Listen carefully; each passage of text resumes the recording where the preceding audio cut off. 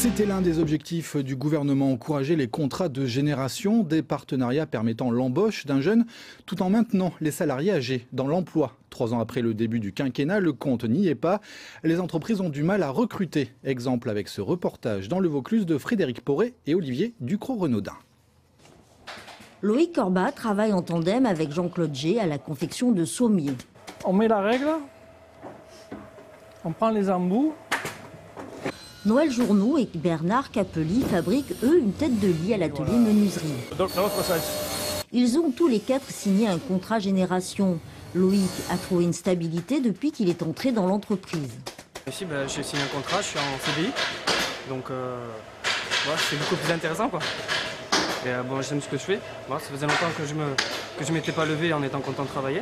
C'est intéressant parce qu'on voit que ça va continuer la ligne du travail et qu'on voit que les jeunes ils ont besoin d'apprendre. Le travail en binôme permet de maintenir la qualité des produits dans l'entreprise.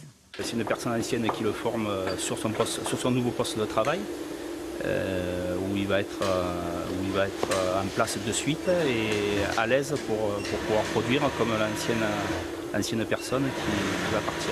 Ce dispositif bénéficie d'aides de l'État. Il encourage l'embauche des jeunes, mais il permet aussi le maintien dans l'entreprise des seniors. En Vaucluse, 420 contrats génération ont été signés depuis 2 ans.